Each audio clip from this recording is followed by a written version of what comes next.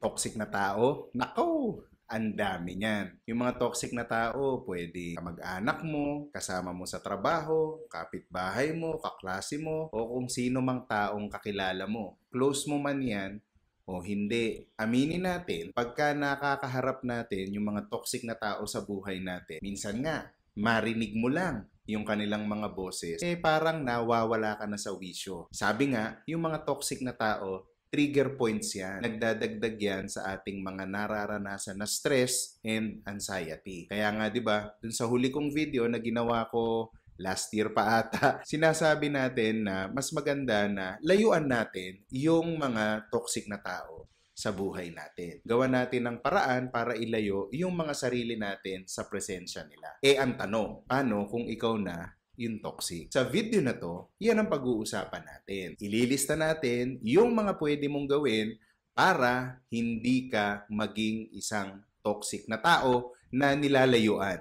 nung mga kakilala mo. O teka lang ha, disclaimer. Hindi ko sinasabi dito na ubusin mo yung oras mo kakaisip kung ikaw ay isang toxic na tao o hindi. Ang sinasabi lang natin, dito sa mga ililista nating mga bagay, dapat lagi tayong conscious. Dapat meron tayo talagang mga dapat na iwasan na ginagawa para sabi nga imbis na maging trigger tayo sa ibang tao, sabi nga makadagdag tayo ng value sa mga buhay nila. Pero bago natin gawin yan, magpapakilala muna ako. My name is Coach Maui at mahilig tayong gumawa ng mga ganitong klaseng videos para sabi nga makatulong sa mga tao na ma-improve ang ating mga mental health. Kung dati na kitang kasama at dati ka ng subscriber, maraming salamat. Talaga namang na-appreciate ko yan. Pero kung hindi pa, tingnan mo yung mga content dito sa channel natin. Baka merong mga topics or videos na akma sa sitwasyon mo, pwede mong panoorin. Tapos, pag nagustuhan mo yung content, makikisubscribe na rin. Pagkatapos mong panoorin tong video na to, I would really appreciate it kung ilalike mo yung ating video, tapos magko-comment ka sa baba kung meron kang gustong sabihin or meron akong nakalimutan. And of course, makikishare na rin para mas maraming makapanood. Katulad ng sinabi ko sa intro, maglista na tayo ng 6 na mga bagay na dapat mong gawin para hindi ka maging toxic sa paningin ng ibang tao. Una, itigil mo na yung ugali mo na lahat na lang ng nangyayari ginagawa mong isang malaking issue. Pwede namang iwasan yun May mga bagay na hindi ka naman talaga involved at sabi nga may mga bagay na pwede mo namang i-let go. Meron kasing mga tao na pakiramdam nila yung mga maliliit na bagay na nangyayari sa ibang tao para bang lagi silang naaapektuhan. Kaya ginagawa laging malalaking issue yung mga bagay-bagay. Ang pangalawa naman sa listahan natin konektado ron sa una. Itigil mo na yung ugali mo na lahat na lang ng nangyayari ay nagre-react ka. Either sa totoong buhay o sa social media. Nagbabrowse ka, may nakita kang issue, todo react ka.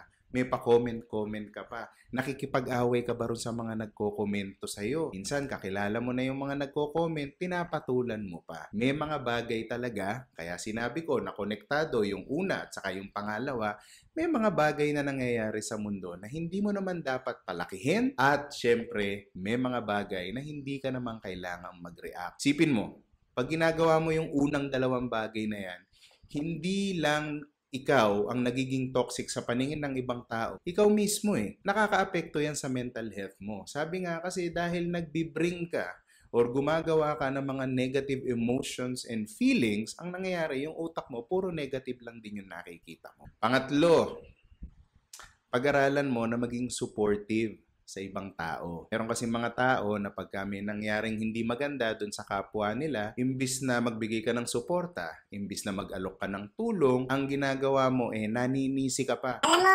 ikaw may kasalanan, bakit nangyari sa iyo yan? Ganito ka kasi, ganyan ka kasi. Hindi ko naman sinasabi na kung hindi mo kayang tumulong, pilitin mong tumulong.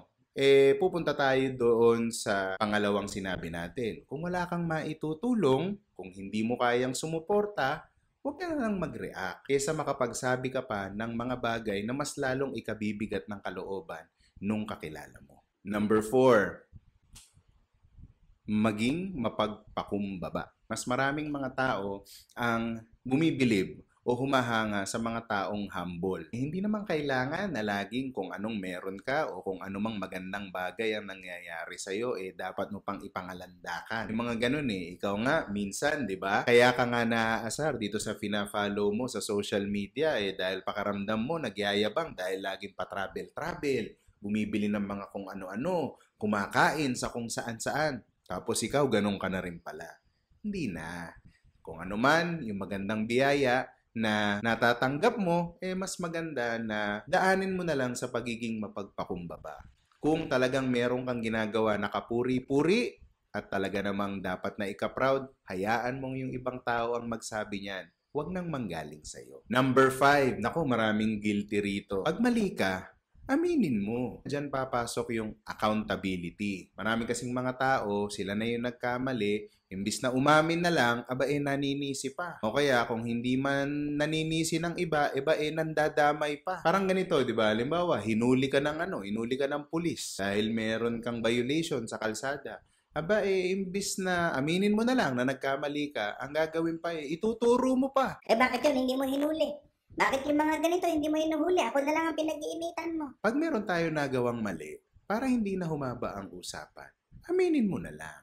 Wala namang mawawala sa iyo kung magsosorry ka. Kesa ipipilit mo na wala kang ginawang mali o kaya ipipilit mo na kaya ka nagkamali dahil sa kagagawan ng ibang tao. Be accountable. At ang panghuli, yung ating number 6 sa listahan natin, kung ano yung mga dapat mong gawin para hindi ka maging isang toxic na tao ay connected sa number 4. Be more thankful. Maging mapagpasalamat ka. Sabi ko nga kanina, kung ano man yung mga biyaya or yung mga magagandang nangyayari sa buhay mo, hindi mo na kailangan ipangalandakan yan. Mas maganda kung ipagpapasalamat mo yung mga magagandang bagay na dumarating sa iyo. Mas maraming tao ang natutuwa at naa-attract sa mga tao na hindi nila ipinagyayabang yung mga blessings. Tinuturuan ng mga taong hindi toxic na maging thankful yung mga taong nakapaligid sa kanila. Kahit ano pang mangyari, mabuti, maganda, you have to practice yourself to see the good things kung ano man ang nangyayari sa iyo. Meron kasi mga ganun di ba? Pagka maganda yung nangyayari, ipinagyayaba. Pagka pangit yung nangyayari sa buhay nila, nagkakaloon sila ng resentment. Pero yung mga hindi toxic na tao, nakakakita sila ng mga opportunity para ma-recognize kung ano ba yung magandang nangyari sa buhay nila. At yun ang ipinagpapasalamat nila. So pag-isipan mo naglista tayo ng 6 dito, mga bagay na dapat mong ginagawa para hindi ka maging toxic. Katulad ng sinabi ko kanina, hindi mo dapat problemahin kung ano ba ang perception sa'yo ng ibang tao. Pero ngayon, na alam na natin kung ano yung mga dapat gawin para sabi nga mas maging healthy ka at mas maging kaaya-aya ka sa paningin ng iba at sabi nga makadagdag ka ng value sa mga tao na nasa paligid mo, maganda nang sundin natin yung mga inilista natin dito. So yun lang. Maraming salamat sa panonood. Sana nagustuhan mo yung video natin. Tulad nung sinabi ko kanina, makikilike yung video, comment sa baba para may mapag-usapan tayo. Tapos, i-share mo na rin para mas marami ang makapanood.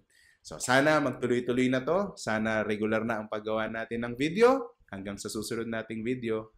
Bye-bye!